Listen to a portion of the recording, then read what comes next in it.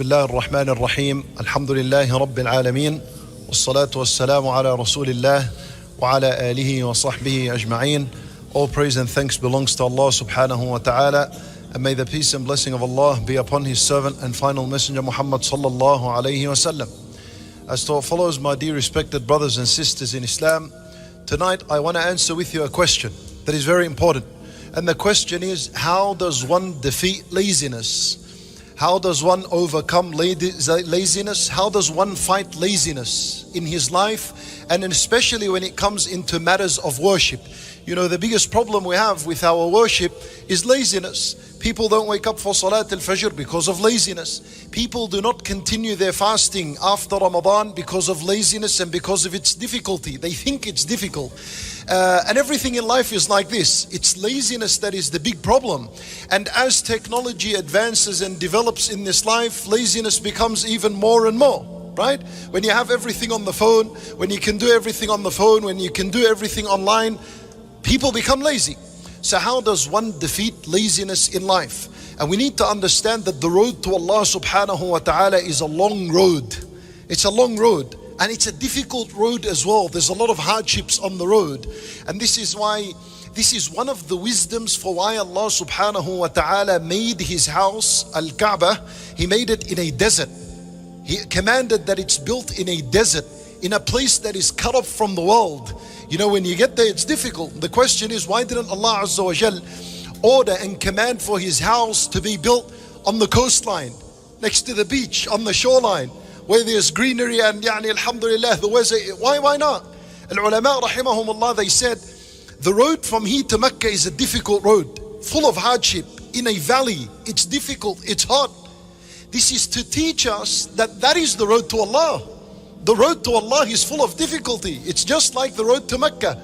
So as you undertake this journey to Mecca, it is supposed to teach you that's the road to Allah Azza wa Jal. That's the difficulties that you'll encounter in life. So the idea is, how am I going to continue? And not allow laziness to be an obstacle before me in the path of Allah subhanahu wa ta'ala. That's the question we want to answer. How to defeat laziness. My brothers in Islam, we need to understand that the greatest purpose in life is to worship Allah subhanahu wa ta'ala. That's the greatest purpose in life. And this purpose, to worship Allah, Allah Azza wa Jal made mention of it in the first surah of the Quran, which is Surah Al-Fatiha. What is the central ayah in Surah Al-Fatiha? It's إِيَّاكَ نَعْبُدُ وَإِيَّاكَ نَسْتَعِينَ. That's the central ayah.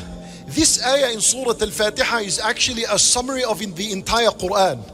As a matter of fact, it's a summary of the entire life of one person. إِيَّاكَ نَعْبُدُ. We have been commanded by Allah that we declare on our tongue and in our heart that you alone we worship. Worship, that's the purpose. How do we worship? How does one worship Allah? What's the tool? What's the means to worship Allah? That no, worship of Allah requires dedication. It requires commitment. It cannot be affected by laziness.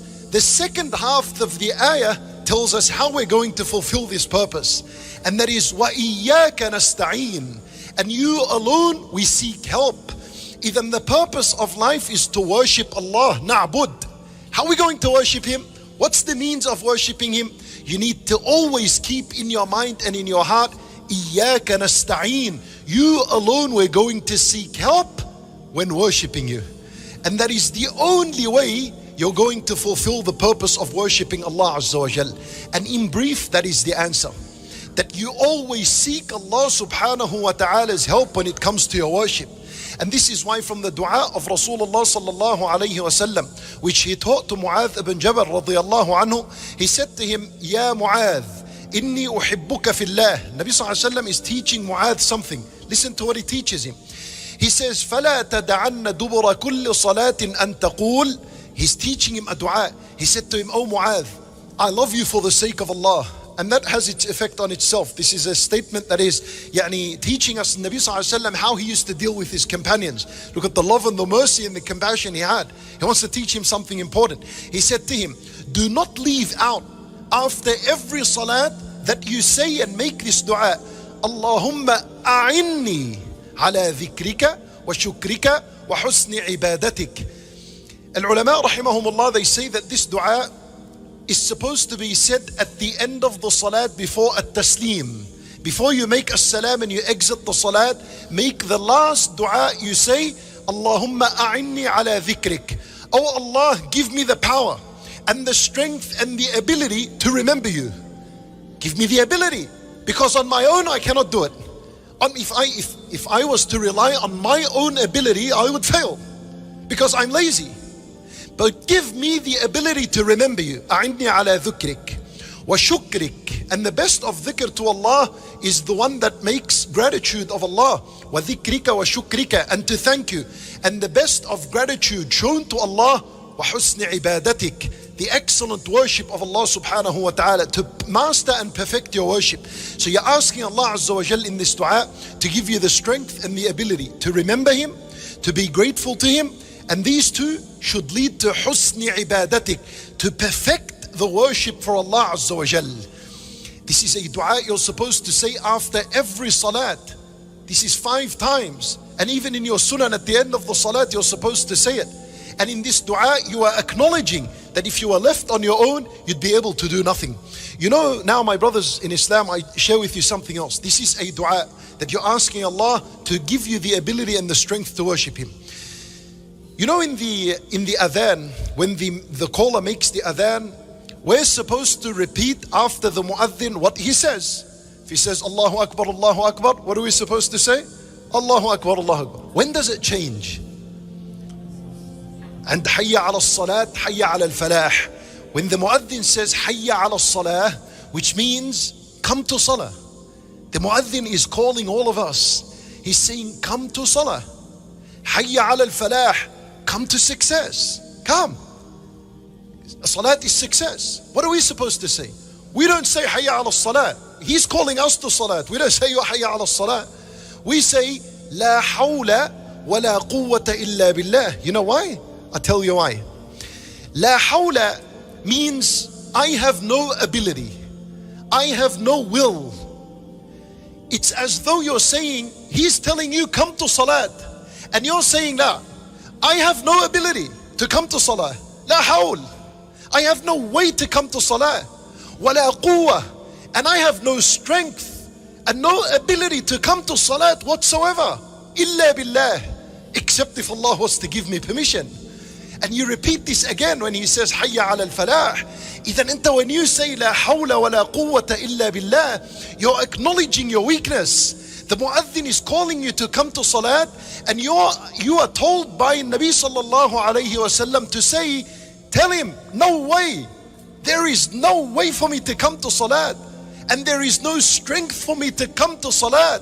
Illa billah, except if Allah was to give me the strength and ability to worship Him subhanahu wa ta'ala. Even the word la hawla wa la quwwata illa billah is the greatest dhikr you're going to say when you're seeking Allah's help to continue in your worship and to defeat laziness. Shaykh al-Islam ibn Taymiyyah rahimahullah, he says that the people use the word la hawla wa la quwwata illa billah incorrectly. They use it incorrectly. He said people use it when there's a disaster or a calamity they're facing. Something of trouble happened. La hawla wa la quwwata illa. Incorrect usage. When trouble happens, you say inna lillahi wa inna ilayhi raji'un. La hawla wa la quwwata illa billah is a dhikr you're supposed to say when you're feeling down, when you're feeling lazy, when the muadhin is saying come to salat, when you're being called to come to the goodness, when a fundraiser is being called and people are urged and encouraged to give money to worship. Say la hawla wa la quwwata illa billah and engage in the worship. You will find that Allah Azza wa Jal, so Allah subhanahu wa ta'ala will give you the ability. And Nabi sallallahu alayhi wa sallam, he says that la hawla wa la quwwata illa billah babun min abwab al-jannah. It's a door of the doors of the paradise. Meaning anyone who says it, it'll make the worship easy for him, and as a result the door of the paradise opens for him. And Nabi sallallahu alayhi wa sallam, he says, La hawla wa la quwwata illa billah kanzun min kunuzil jannah. That it is a treasure, a chest of the treasures of the paradise. What does that mean? Do you know the entire paradise is a treasure? But when the Nabi sallallahu alayhi wasallam says that this word is a treasure in the paradise, meaning it is a treasure compared to the treasure that's already in the paradise. And you understand something, yani manata, its reward is huge. That's what it means. That the reward of this word is so huge. It's a door of the paradise on its own for the one who continuously used to say it. وَكَنْزٌ مِّن كُنُوزِ الْجَنَّةِ. You know, a kanz, a treasure box. What's in a treasure box? What's inside a treasure box? Money, gold, valuable gold. It's already collected for you. You don't have to collect it. In other words, لا حول ولا قوة إلا بالله. Al-ulama rahimahumullah, they said this one phrase collects a lot of meanings within it. When you say لا حول ولا قوة إلا بالله, it affirms the fact that you are relying on Allah Azza wa Jal. There's reliance of Allah inside this statement. When you say لا حول ولا قوة إلا بالله, تدل على الافتقار إلى الله. It also implies that you are acknowledging your weakness before Allah Azza wa Jal. There's so many meanings within لا حول ولا قوة إلا بالله. When Nabi sallallahu alayhi wa sallam, he says in a hadith that لا حول ولا قوة إلا بالله تحت العرش. It's underneath the arsh. طيب, I ask you a question. What's written on top of the arsh? And pay attention so you can learn something incredible in this. What's written on top of the arsh? Who knows? There's something written on top of the arsh. Allah wrote it and it's a book and He stored it on top of the arsh. It's a few words. Allah Azza wa Jal wrote, Inna rahmati sabaqat ghadabi. That's on top of the arsh. It means Allah Azza wa Jal said, my mercy precedes my anger. My mercy overrides my anger. That's on top of the arsh. Underneath the arsh, la hawla wa la quwwata illa billah. What's the relationship between the two? On top of the arsh, Allah is teaching us how He deals with the servants, how He deals with us. He deals with us with mercy and compassion. And under the arsh, what is written is how we are supposed to deal with Allah. And that is that we cannot do anything except with Allah subhanahu wa ta'ala's help and aid and support. From the dua of Rasulullah sallallahu alayhi wa sallam, he used to say, Allahumma hdini, oh Allah, guide me. He didn't used to stop there. He used to say, wa yassiril huda li, and make guidance easy for me. You know, for us, a lot of the times it's very easy that we ask Allah Azza wa Jal to make our worldly life matters easy. You're going through a difficulty, you see a brother, make dua that Allah makes it easy for me. Someone is struggling to get married, brother, ask Allah that He makes it easy for me. Someone is going to court tomorrow, brother, please don't forget me in your dua. Make dua that Allah makes it easy for me. Someone's going through financial difficulty, oh Allah, make my affairs easy for me. That's good, that's required. But what about your worship? How come the 100 Salat al-Fajr you missed, you didn't even care to ask after it, oh Allah, help me to get up for Salat al-Fajr? And the Quran that you're reading, and you keep stuttering, and you just gave up.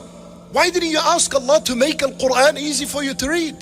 Why didn't you ask Allah Azza wa Jal ease in Islamic religious matters? Why is it always asking Allah ease in this worldly life? You know why? Then the heart has been corrupted.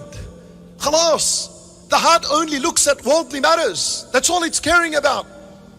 And the bottom line honesty is we don't care about the worship. We don't care. If we cared, we would have asked. We would have said, Wahdini wa yassiril huda li. Make guidance easy for me. Make it easy upon me that I get up and attend Salat al-Jama'ah and pray with the congregation of the Muslims. Make it easy for me that I continue my fasting after Ramadan. How come that's not included in the dua? Then we need to learn that this is supposed to be an integral part of our life, that we continuously and consistently ask Allah subhanahu wa ta'ala that He help us and aid us in our worship. Shaykh al-Islam ibn Taymiyyah rahimahullah, he says, تأملت في أنفع الدعاء. Shaykh al-Islam ibn Taymiyyah, when he speaks, we're speaking about someone who had a huge look into the deen of Allah. Someone who Allah Azza wa Jalla gave him she intelligence and intellect. And listen to what he's saying. He's saying, I sat for a long time. تأملت في أنفع الدعاء. And I pondered, and I pondered, and I reflected time and time again. What is the most beneficial dua for us? That's what he's saying. He said, so I found and I concluded that the most beneficial dua for us is to ask Allah subhanahu wa ta'ala to give us the ability and the strength that we worship Him. Then he said, and I found it in Surah Al-Fatiha, when Allah Azza wa Jal said, وَإِيَّاكَ نَسْتَعِينَ. This is it. This is the dua. This is how you defeat laziness. Because I tell you something, defeating laziness doesn't have anything to do with physical ability. I'll prove it to you. You have a 20-year-old, he can't get up for Salat al-Fajr, he can't do anything of the worship. You have a 95-year-old, he's praying on time, Salat al-Jama'ah, he's fasting, he's making dhikr. What was the difference? Was the difference in body strength? No, it wasn't. It was here and it was here. That's where it was. You might have two 20-year-olds. How come one worships, one doesn't worship? Because one, Allah Azza wa Jal gave him the ability, gave him the strength of the heart to worship, and the other wasn't given any strength of the heart. Understand, bottom line, that the lesson, the idea of the lesson is to increase your heart in the understanding that you are supposed to ask Allah subhanahu wa ta'ala to give you aid and help in worshipping Him subhanahu wa ta'ala. And this is the entire life. That's what it's all about. It's all about who's going to continue to worship Allah until the last day. Who's going to continue in this road? وحتى Shaykh al-Islam ibn Taymiyyah rahimahullah, he said that there are people that fall in love so much with the worship that they desire this worship for them to be in their grave, as they're in their grave. Al-Hadith al-Nabi sallallahu alayhi wa sallam, he says, as Ibn Majah rahimahullah, he collects, عن جابر ibn Abdullah radiyallahu anhu, he said, that إذا دخل الميت القبر, when the dead person is put in his grave, he sees that the sun is setting. Allah shows him that the sun is setting. The ulama rahimahumullah said that this is an implication that he sees that his life has come to an end. Just like when the sun sets, the day finishes and then the night approaches, and in the night people sleep, and for him sleep is a long sleep, which is death. So the angels, they finish questioning him and they go, and he يقوم فيجلس, he sits in his grave, يمسح التراب عن عينيه, he wipes away the dirt, the fresh dirt that has just come onto him, he wipes it away from his eye, and then he says, دعوني أصلي, leave me now and let me pray. How much was he in love with as-salat and the worship that Allah did not deprive him from this worship even in his grave. Even in his grave he's praying. فإذا we need to understand, where did this come from? This came because people like this understood the importance of always asking Allah to make worship easy for them. And that, once again, my brothers and sisters in Islam, in conclusion, two things. Number one, Allahumma a'inni ala dhikrika wa shukrika wa husni ibadatik. That's the dua. And the dhikr for it. And it better be on your tongue day and night, which is La hawla wa la quwwata illa billah. This is a dhikr that bi'idhnillahi ta'ala, once you say it, you have acknowledged your weakness. You have said, I have got no ability whatsoever, except if you were to give me this ability. And even sabr, you need sabr. Well, sabr itself, where does it come from? You think sabr is self-acquired? Allah Azza wa Jalla says, وَاصْبِرْ وَمَا صَبْرُكَ إِلَّا بِاللَّهِ. Yani how incredible. Allah says, and be patient, but your patience can only be through Allah. Your patience can only, because patience is a worship. It can only be through Allah. فإذا you make plenty of this dhikr, لا حول ولا قوة إلا بالله. And we conclude with one more hadith, and that is the hadith of Rasulullah sallallahu alayhi wa sallam, in where he says, there was one night in where, this is the journey that he took from Mecca to Bayt al-Maqdis, which is known as what? What's the journey? Al-Isra only. Al-Mi'raj is when he went up to the heaven. Al-Isra is the trip from Mecca to Bayt al-Maqdis. And Nabi sallallahu alayhi wasallam, he says, on that night when he undertook this journey, and then he went from Bayt al-Maqdis to As-Sama, in the seventh heaven, who did he meet? What prophet? Ibrahim alayhi salam. Ibrahim alayhi salam, he had his back to a house. What was that house called? Al-Bayt al-Ma'mur. Al-Bayt al-Ma'mur is a house that Allah Azza wa Jal made for Ibrahim alayhi salam in the paradise in reward for the house he built on earth, which is the Kaaba. And he's got his back on it. And that's how Rasulullah sallallahu alayhi wa sallam met him.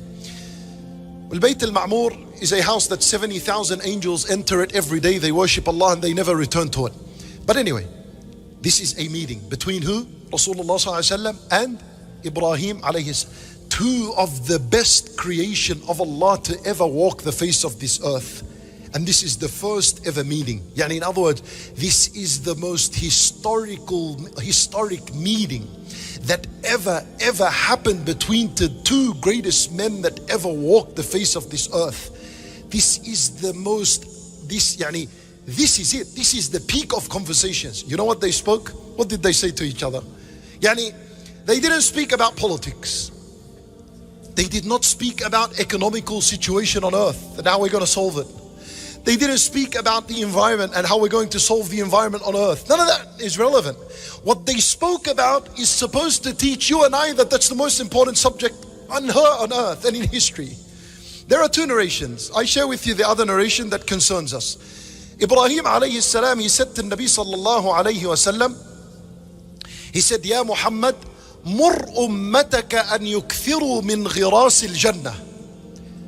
O Muhammad, go and command your nation that they يكثروا من غراس الجنة, that they plant so much in the paradise. Plant a lot in the paradise. What does that mean? For Nabi sallallahu alayhi wa sallam, he said to him, وما غراس الجنة? How do we plant in the paradise? For Ibrahim alayhi salam, he said to him, لا حول ولا قوة إلا بالله غراسها. That this word is that which plants for you plants in the paradise. The conversation was over in a few seconds. That's it, it was done. Teaching us that this is the core of life. This dhikr, because this dhikr, it's going to fuel your worship with Allah Azza wa Jal, and as a result, secure and earn that place for you in Jannatul Firdaus. We ask Allah subhanahu wa ta'ala an yahdiyana wa yuyassir al-huda lana. And we ask Him subhanahu wa ta'ala an yu'inana ala dhikrihi wa shukrihi wa husni ibadatih. إنه ولي ذلك والقادر عليه. وصلى الله وسلم وبارك على نبينا محمد وعلى آله وصحبه أجمعين.